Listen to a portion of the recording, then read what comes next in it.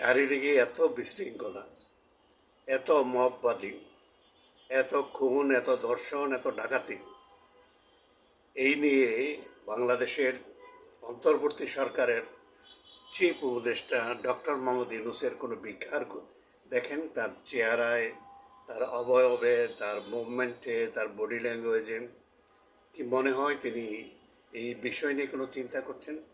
তার ভিতরে কোনো বিকার নাই। বিকারহীন একজন মানুষ, অনুভূতিহীন একজন মানুষ। তিনি তার গতিতে চলছেন, তার গতিতে কথা বলছেন, তার অঙ্গভঙ্গি, বডি মুভমেন্ট একই ধরনের। এই পর্যন্ত 7-8 মাসের ভিতরে তার কোনো অ্যাঙ্গেল থেকেই তার বডি ল্যাঙ্গুয়েজ এবং বাংলাদেশের যে বর্তমান দুর্গতি, বর্তমান দুরবস্থা, সেই বিষয়ে তার চেহারায় সামান্যতম আমরা ম্রিয়মাণ দেখি নাই, অথবা কোনো বিষয় নিয়ে তিনি চিন্তিত আছেন সেটাও মনে হয়নি। কারণ এই দেশটা তার নয়। তিনি অনেক আগেই 1/11-এর সময় থেকেই চেয়েছিলেন যে একটা চেয়ার, ক্ষমতা, এবং সেই চেয়ারে বসে তিনি তার মন মতো যা চায় তাই তিনি এই দেশের জনগণের উপর চাপিয়ে দিবেন। এটা এক্সপেরিমেন্ট যা তিনি গ্রামীণ ব্যাংকে নিয়ে শুরু করেছিলেন, এবং যাদের ধারণা যে তিনি সাকসেস হয়েছেন এবং সেটা সারা পৃথিবীতে পৌঁছে দিতে পেরেছেন, সেইটা অত সত্য কথা নয়। তাই যদি হতো, গ্রামীণ ব্যাংক থাকতো বাংলাদেশের সবচেয়ে বড়, সর্বশ্রেষ্ঠ একটি ব্যাংক। গ্রামীণ ব্যাংক সম্বন্ধে যদি বলি তাহলে একটা কথাই আপনাদের জানিয়ে রাখি, যত বাংলাদেশে ব্যাংক আছে, গ্রামীণ ব্যাংক সবচেয়ে ক্ষুদ্রতম একটি ব্যাংক। সেটার এমডি পদে থাকার জন্য শেখ হাসিনার সাথে তার সংঘাত, বয়স পার হয়ে যাওয়ার পরেই তিনি ওই গ্রামীণ ব্যাংকের ক্ষুদ্র ব্যাংকটির ওই এমডি পদের চেয়ারটি তিনি আঁকড়ে ধরে থাকতে চেয়েছিলেন।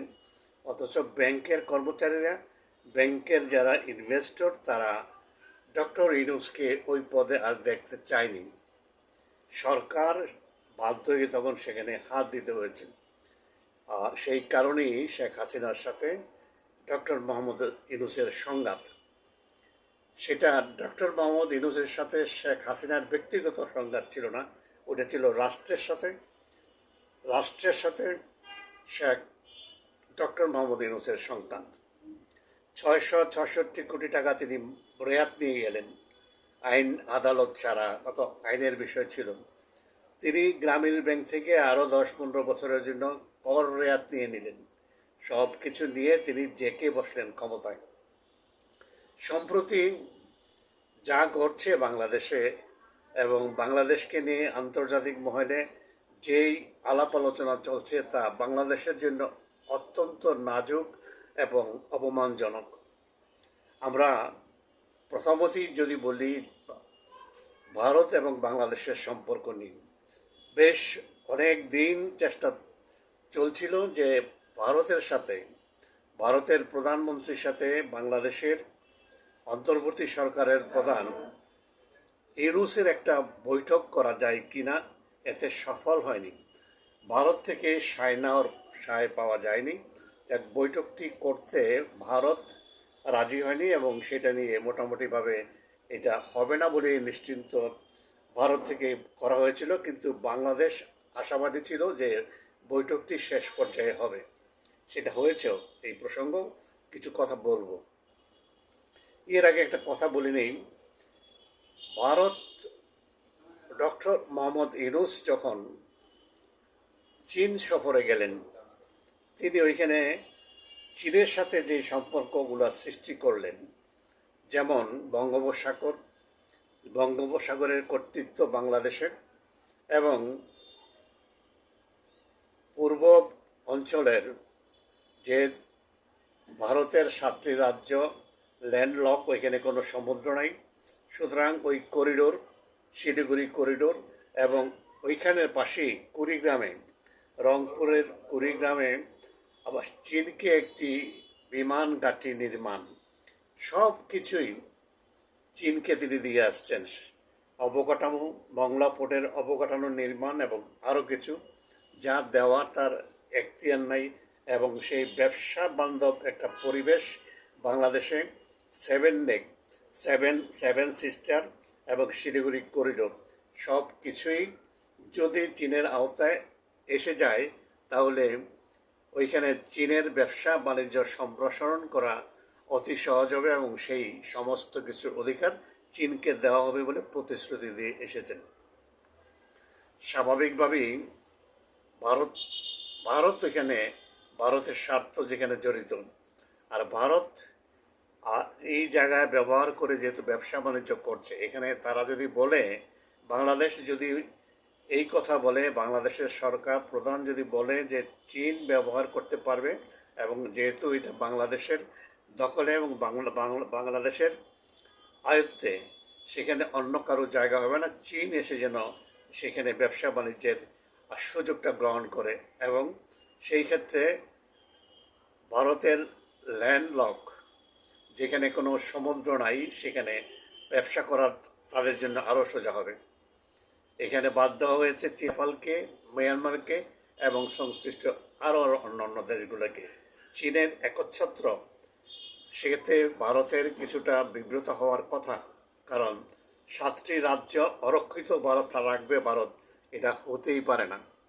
ভারত এটা পর্যবেক্ষণ করছিল, কিন্তু কোনো এই বিষয়ে তারা কোনো বিবৃতি অথবা তারাও লকড ছিল, মুখ লকড ছিল, তারা কথাই বলছিল না, তারা জাস্ট ডক্টর ইউনূসের গতিবিধি লক্ষ্য করছে। তারপরে আসি বিমস্টেক সম্মেলনে। তিনি বিমস্টেক সম্মেলনে যে নরেন্দ্র মোদীর সাথে যে বৈঠক হলো, সেই বৈঠকে সেটা হওয়ার কথা ছিল না, শেষ পর্যন্ত বৈঠকটা হলো। সেই বৈঠকে যেই অজানা তথ্যগুলো আমাদের এতদিন আমাদের নজরে আসে না অথবা আমাদের নলেজে আসে না, সেই কথাগুলো আপনাদের পৌঁছে দিতে পারেনি।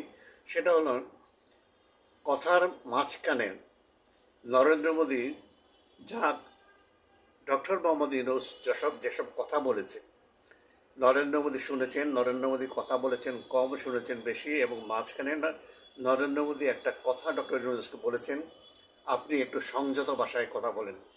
রাষ্ট্রনায়করা এই ভাষায় কথা বলেন না। আপনি ক্লাউন নন, আপনি কোনো সিনেমার ভিলেনও নন, রাষ্ট্রনায়ক হিসেবেভাবে কথা বলুন। এবং এটা কি প্রসঙ্গে সেটাও আমি বলছি। যখন শেখ হাসিনাকে ফেরতের প্রশ্নটা উঠেছিল, তখন তিনি বলেছিলেন, শেখ হাসিনাকে যখন আমরা ভারতের মাটিতে জায়গা দিই, আমরা সর্বদলীয়ভাবে সিদ্ধান্ত নিয়ে আমরা জায়গা দিয়েছিলাম। তিনি অতিথি হিসেবে আমাদের দেশে আছে, আমরা অতিথিকে অত্যন্ত সম্মানের সাথে দেখি এবং অতিথিকে আমরা ঈশ্বর হিসাবে মনে করি। আবার যদি শেখ হাসিনাকে বাংলাদেশে পাঠাতে হয়, আবার সর্বদলীয় একটা মিটিং করতে হবে, আবার পারমিশন নিতে হবে, আবার তারপর আমাদের সিদ্ধান্ত নেবে। এই বিষয়ে আমরা কিছুই বলতে পারি না। এই প্রসঙ্গক্রমেই তিনি এই কথাটি বলেছিলেন, আপনি যখন কথা বলবেন, আপনি যেহেতু ক্লাউন নন, আপনি যেহেতু জোকার নন, আপনি যেহেতু কোনো ছবির ভিলেন নন, সুতরাং আপনি যেহেতু বাংলাদেশকে রিপ্রেজেন্ট করছেন, নায়কোচিতভাবে রাষ্ট্রনায়ক হিসেবে কথা বলা আপনার উচিত। এটা আমরা পরবর্তী সময় জানলাম, এই ব্যাপারে হয়তো আরও বিস্তারিত আপনাদের জানাতে পারব।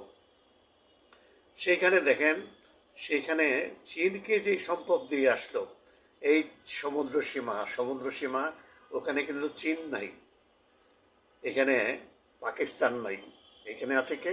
ভারত, শ্রীলঙ্কা, মিয়ানমার, আর থাইল্যান্ড, বাংলাদেশ। তারপরে বিমস্টেক বৈঠকের যেই ইশতেহার প্রকাশিত হলো, সেখানে তো চীনের নাম নেই, ওইখানে তো পাকিস্তানের নাম নাই। তারপরে তিনি কিভাবে চীনকে এই সমুদ্র সীমা দিয়ে আসে, এই করিডোর দিয়ে আসে, 7 নেক দিয়ে আসে, এবং 7 নেকের পাশে কুড়িগ্রামে চীনকে একটা বিমান ঘাঁটি নির্মাণের আমন্ত্রণ জানাতে পারে। এইগুলো নিয়ে ভারত খুব ক্ষুব্ধ ছিল এবং ক্ষুব্ধ প্রতিক্রিয়া ব্যক্ত করতে খুব একটা বেশি দেরি করেনি। সেটা বাংলাদেশের জন্য, বাংলাদেশের জনগণের জন্য ভালো হয়নি। আপনি চিন্তা করে দেখেন, তার বডি ল্যাঙ্গুয়েজে, তার কথায়, তার আচরণে আপনারা কি কোনোদিনও বুঝতে পেরেছেন যে তিনি দ্বিমুখী একটা মানুষ, দ্বিচারিতার ভিতর দিয়ে তার জীবনটা যাচ্ছেন? তিনি একজন ব্যবসায়ী, তার সব কিছুতেই ব্যবসায়িক দৃষ্টিভঙ্গি। রাষ্ট্রনায়ক তিনি নন। তিনি বাংলাদেশে আছেন, তার ক্ষমতার লোভ আছে, ক্ষমতার লোভে আছে। আর বাংলাদেশে যেহেতু শেখ হাসিনার সরকার তাকে অনেক অনেক বিব্রত করেছে, অনেক ব্যবসা বাণিজ্য থেকে তাকে বঞ্চিত করেছে, এবং সেই কারণে শেখ হাসিনার দলকে মববাজি হোক আর যেইভাবে হোক শেষ করে দেওয়া হোক, ধ্বংস করে দেওয়া হোক, এটা তিনি চান। এই ব্যাপারে কি তিনি কখনো কি বিব্রত হয়েছেন? এই যে উনি দেশে আসার পর অথবা আসার আগে সারা বাংলাদেশটাকে ধীরে ধীরে যে কোন দিকে যাচ্ছে, কি পর্যায়ে যাচ্ছে, আপনারা তো নিজেরাই দেখছেন। আমার ভিডিওতে যে কথাগুলো বলছি এগুলো আমার একটা নিজের কথা নয়, আপনারা যা দেখছেন সেটাই আমি বলার চেষ্টা করছি। তার মতো একজন মানুষ, নোবেল বিজয়ী একজন মানুষ, এত অন্যায় অবিচার দেশে চলছে, সেখানে তিনি যা বলে যাচ্ছেন সব মিথ্যাচার, যা বলে যাচ্ছেন সব স্বপ্ন। বাংলাদেশে সারা বাংলাদেশ যখন একটা বাচ্চা মেয়ের ধর্ষিত হলো, সারা বাংলাদেশ যখন কাঁপছে, তিনি কি একবারও বলেছেন যারা এই অন্যায়টা করেছে তাদের বিচার হওয়া দরকার? জানা যায় অনেক লোক গেল এবং তার ছেলেরা গেল হেলিকপ্টারে, একবারও কি বলেছে যে তোমাদের ওই জানা যায় হেলিকপ্টারে যাওয়ার কি প্রয়োজন ছিল? আর হেলিকপ্টারে যাওয়ার পয়সাই বা তোমরা কোথায় পেলে? দিনে দিনে তাদের দিয়ে যে অপকর্মগুলো তারা দেশে করাচ্ছে, দিনে দিনে বাংলাদেশের যে অর্থনীতিটা একেবারে তলানিতে যে পড়ছে, তার বাংলাদেশের এই অন্তর্বর্তী সরকারের উপদেষ্টা ইউনূসের চেহারায় কি আপনারা একটু ছাপ পড়েছে বলে মনে হয়? তিনি ভলকার তুর্কি দেশে এনে যেটা বোঝাতে চাইলেন যে সমস্ত কিছু তার আয়ত্তে।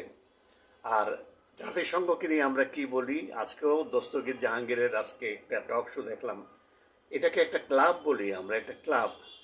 কোনো এক বছরের একবার তারা মিলিত হয়, খাওয়া দাওয়া করে, গল্প গুজব করে, ওইটাই শেষ।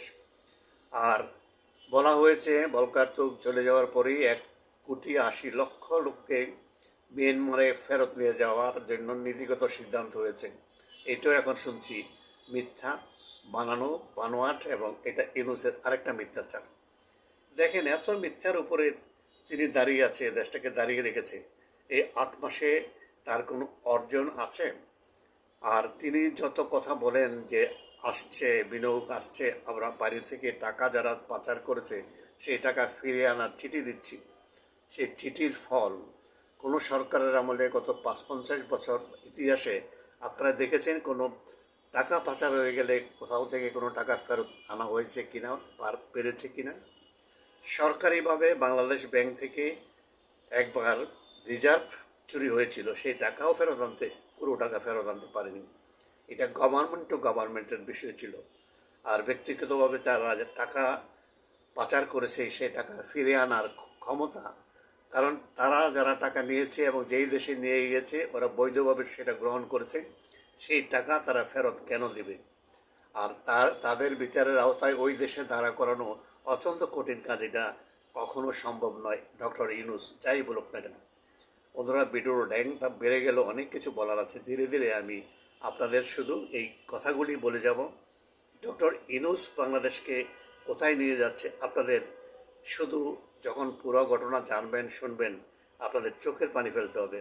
বাংলাদেশের প্রতি আন্তর্জাতিক বিশ্ব এখন যেই নজরে তাকাচ্ছে, যেই নজরে তাকিয়ে আছে, বাংলাদেশটা কবে, কোথায়, কোন দিন দুর্ভিক্ষের কবলে পড়ে যায় সেটা নিয়ে সারা পৃথিবী ভাবছে। অথচ আমাদের সরকার প্রধান, আমাদের অন্তর্বর্তী সরকারের চেহারায় কোনো বিকার নাই, কোনো ছাপ নাই। তিনি হাত নাড়ছেন, কথা বলছেন, স্বপ্ন দেখাচ্ছেন, আর কোনো স্বপ্ন আজ পর্যন্ত কার্যকর হয়েছে এবং হবে কিনা এটারও কোনো সম্ভাবনা নাই। দুঃখ আছে বাঙালির কপালে, এটাই আমাদের নিয়তি বোধ ছিল।